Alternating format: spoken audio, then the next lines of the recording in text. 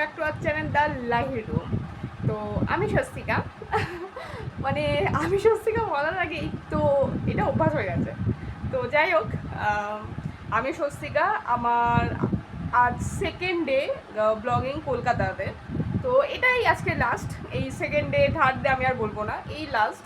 কালকে বলেছিলাম, আজকে বলছি, ব্যাস এটাই আমার লাস্ট, আর আমি বলবো না। তো যাই হোক, আজকে তারিখ হচ্ছে 29 তারিখ। আমি আজকে ব্লগিংটা খুব লেট করে স্টার্ট করছি, এখন দুপুর 3টে বাজে। খুব লেট করে স্টার্ট করেছি কারণ যেহেতু আমি পিজিতে একাই থাকি, তো নিজের মালিক, পিছনে খোঁজানোর কেউ নেই। নিজেই যখন ইচ্ছা ঘুম থেকে উঠবো, যখন ইচ্ছা ঘুমাবো, এরকম একটা ব্যাপার স্যাপার। তো ঘুম থেকে উঠতে হয়ে গেছে বহুত লেট, প্রায় 12:30টার সময় ঘুম থেকে উঠেছি। তো ঠিক আছে, কোনো ব্যাপার না। উঠেই চান টান করে, মানে ফ্রেশ হয়ে, অবভিয়াসলি আগে ফ্রেশ হয়ে ব্রেকফাস্ট করে চান টান করে, এমনকি লাঞ্চ করে আমি বসেছি। মানে ভাবা যায় না যে আমি সব কাজ তাড়াতাড়ি করে শেষ করে আমি বসলাম। তো যাই হোক, এখন বাজে তো 3:30 বললামই। আর আজকের ওয়েদারটা একটু কেমনই মানে কখনো গরম, মানে গরম বলতে রোদ্দুর, কখনো মেঘলা, এরকম একটা ব্যাপার স্যাপার। তো দেখি এখন কীরকম, মানে এখন রোদ্দুর না মেঘলা হয়েছে, একটুখানি দেখি। আই থিঙ্ক মনে হচ্ছে মেঘলা, দেখি। কখনো রোদ্দুর কখনো মেঘলা, ব্যাপারটা এমনি হচ্ছে, এরকমই ব্যাপারটা। তো এখন তো ওখানে রোদ্দুর, মানে সূর্যি মামা আমি দেখতে পাচ্ছি, কিন্তু ইয়ের দিকে ঢুকে গেছে, মেঘের দিকে ঢুকে গেছে। আর কখনো মেঘলা হয়ে যাচ্ছে, কখনো ইয়ে হয়ে যাচ্ছে, এমনি হচ্ছে, কখনো মেঘলা কখনো রোদ্দুর। তো ঠিক আছে, কোনো ব্যাপার না। তার মানে কি আর করা যাবে।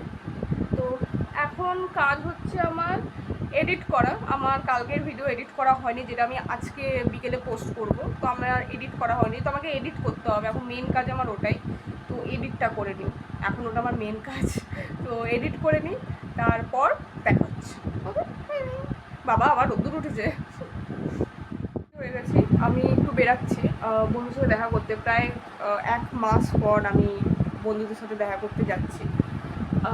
তো বাজে এখন 5:30 মতো, এখন বেরালাম। তো হ্যাঁ, 9টা-9:30টার মধ্যে আমি পিজি আবার ঢুকে যাবো। আমার 10টার সময় পিজির গেট বন্ধ হয়, তো 9টা-9:30টার মধ্যে আমি পিজি ঢুকে যাবো। আর যা একটু মন টনগুলো ভালো করে আসি, নাহলে পিজিতে বেশিক্ষণ একা একা থাকলে আমার মন খুব, মানে কী বলবো, ইয়ে হয়ে যায়, খারাপ হয়ে যায়, বোর লাগে। কতই বা একটা মানুষ ফোন ঘাটবে, তাই না? তো যাই, একটু ঘুরে আসি, বন্ধুর সঙ্গে দেখা করে আসি। আর বেরাচ্ছি যখন টুকটাক তো মানে খাওয়া দাওয়া তো চলবেই।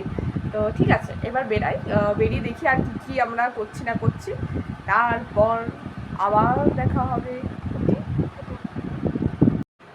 আর এই যে আমি বাসে উঠে গেছি, সেরকম কোনো ভিড় ছিল না, কিছুক্ষণের মধ্যে পৌঁছেই যেতাম। আর বেশ কিছুক্ষণ দাঁড়িয়ে থাকতে হয়েছে। আর এখানে আমি পৌঁছেও গিয়েছিলাম, ওয়েট করছিলাম বন্ধুদের জন্য। আর পিছনে একটা সুন্দর মন্দির ছিল। তোকেও দেখছি আমার ক্যামেরাম্যানে ট্রেনিং দিতে হবে। হ্যাঁ, আইসক্রিম ফেলবো কোথায় রে? ফেলবো কোথায়? ওইখানে ফেলে না, মুড়ে পড়ে।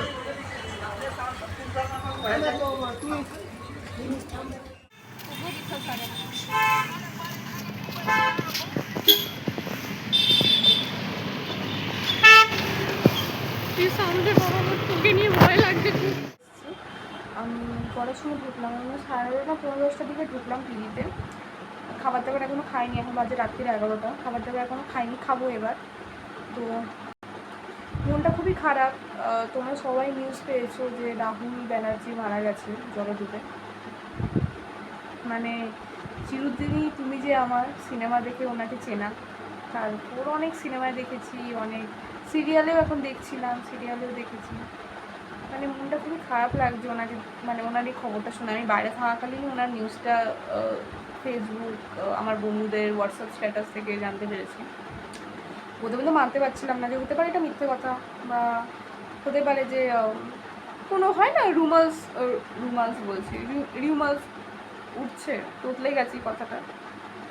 তো কিন্তু কথাটা সত্যি, খারাপ লাগছে। মানে খারাপ লাগছে, মানে প্রচণ্ড খারাপ লাগছে। আমি তো শুনে পড়ে কেমন লাগে যে না, মানে এরকম। কিন্তু কিছু করার নেই, ওনার আত্মার শান্তি কামনা করি, উনি যেন যেখানেই থাকেন ভালো থাকেন, ওনার আত্মার যেন শান্তি হয়, শান্তি পায়। খারাপ লাগছে। ওনার ছোটো ছোটো একটা ছেলে সহজ আছে, ওর বাচ্চাটার নাম সহজ, খুবই মিষ্টি একটা ছেলে এবং খুব ট্যালেন্টেড একটা ছেলে। খারাপ লাগছে ওনার, মানে সে বাচ্চাটার জন্য খারাপ লাগছে। প্রিয়াঙ্কাদি খারাপ লাগছে। Life is very unpredictable, very unpredictable. জীবনের কোনো দাম নেই, আজকের দুনিয়ার জীবনের কোনো দাম নেই, এটাই হয়ে গেছে ফ্যাক্ট। ঠিক আছে, কিছু করার নেই, আর আমাদের হাতে আর কিছু নেই।